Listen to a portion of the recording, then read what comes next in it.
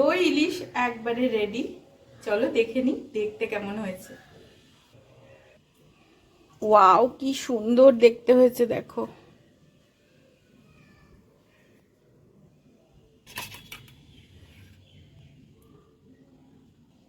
এতদিন তো অনেক রকমের ইলিশ খেয়েছো, এই ধরনের দই ইলিশ তোমরা আগে কখনো খাওনি, এটা কিন্তু আমি হলফ করে বলতে পারি।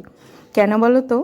নর্মাল দই ইলিশে যে ধরনের মশলা পড়ে, আজকে কিন্তু আমি অন্য ধরনের মশলা দিয়েছি, তাও আবার পরিমাপ সম্পূর্ণ আলাদা। সেই কারণেই এই দই ইলিশটা আর 5টা দই ইলিশের থেকে একদম আলাদা। তাই ভিডিওটা স্কিপ না করে দেখার অনুরোধ রইল। আমি আজকে ডিম ভরা ইলিশের 3টে পিস নিয়েছি, ভালো করে লবণ হলুদ মাখিয়ে নিলাম। এরপর বাকি রান্নাটা কিভাবে করছি দেখতে থাকো।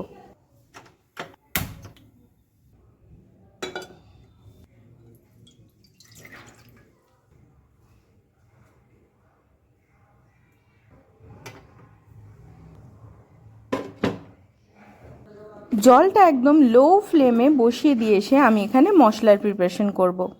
প্রথমেই দেখো, এই 1 টিস্পুন সাদা সর্ষে নিয়ে নিলাম, নিয়ে নেব 2 টিস্পুন কালো সর্ষে। এই রেশিওগুলো কিন্তু তোমাদেরকে মনে রাখতে হবে। আর আমি এখানে কিন্তু 1 টিস্পুন মৌরি যোগ করছি, এটাই কিন্তু এই দই ইলিশটাকে অনন্য পর্যায়ে নিয়ে যাবে। আর সাথে কি কি দেবো বলো তো?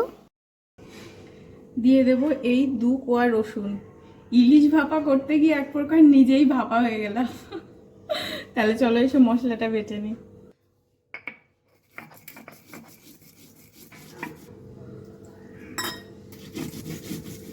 খেটে খুঁটে রান্না করার পর যখন সবাই খুব খুশি হয়ে যায় তখন খুব আনন্দ লাগে, তাই না? তবে আজকের যে দই ইলিশটা আমি রান্না করতে যাচ্ছি সেটা কিন্তু মানে একদম আলাদা লেভেলের হতে চলেছে। সাথে থেকো স্বাতি হোম কুকিং এর শেষ পর্যন্ত। নিয়ে নেব সাথে 2টো কাঁচা লঙ্কা, এই 2টো বেটে নেব।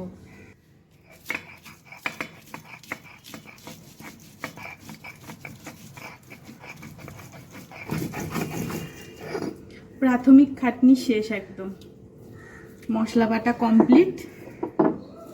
এবার নেক্সট বিষয়, নিয়ে নিয়েছি টক দই। এটা একদম ঘরে পাতা টক দই, এটা দিয়ে আজকে বানাবো। আর অসম্ভব টক তো, সম্পূর্ণটা নেব না। কতটা কি নিচ্ছি চলো দেখিয়ে দিই। এই একটা পাত্র নিয়ে নিলাম, তার মধ্যে আমার এই সম্পূর্ণ বাটা মশলাটা আমি নিয়ে নেব। এই দেখো,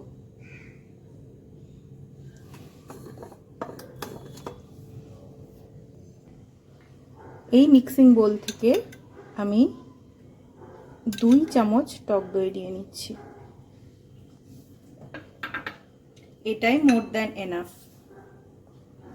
এরপরে যেহেতু ইলিশ মাছে লবণ মাখানো আছে, আমি এখন লবণ নিচ্ছি টক দই আর মশলার জন্য। এবার এটাকে খুব ভালো করে ফেটিয়ে নেব। এরপর দিয়ে দেব কিছুটা জল।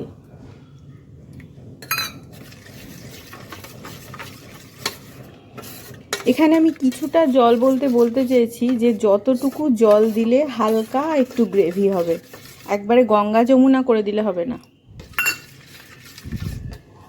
এই দেখো, 3টে মাছের জন্য এই ধরনের আমি গ্রেভি বানিয়ে নিলাম। আমি এখানে হলুদের ব্যবহার করছি না, আমি এটাকে হোয়াইটিশই রাখতে চাইছি। এবার মাছের পিসগুলো দিয়ে দেব। একটা পিস দেব,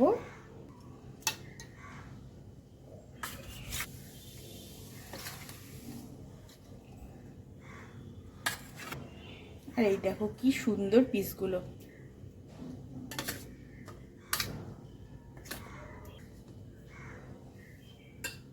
সাজানো হয়ে গেল। এরপরে মেন কাজ হচ্ছে কাঁচা লঙ্কা।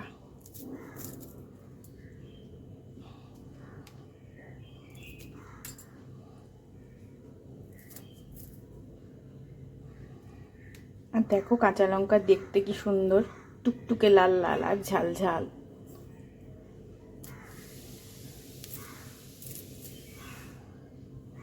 দেখো কত সুন্দর দেখতে হয়েছে।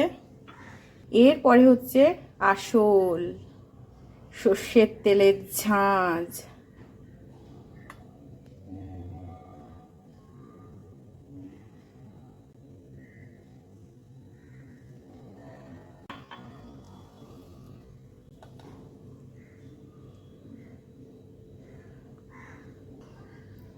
এটা যে কি হতে চলেছে তার একটা আন্দাজ অনেক বাঙালি কিন্তু করে ফেলেছে। চলো এটা তাহলে এবার 15 থেকে 20 মিনিটের জন্য ভাপে দিয়ে দিই।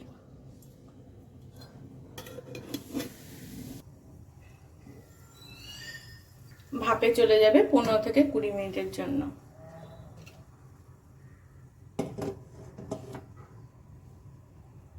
আশা করছি তোমরা সকলে এই রেসিপিটা বাড়িতে ট্রাই করবে আর গরম গরম ভাতে প্রিয় মানুষের পাতে তুলে দেবে এই অনন্য স্বাদের দই ইলিশ।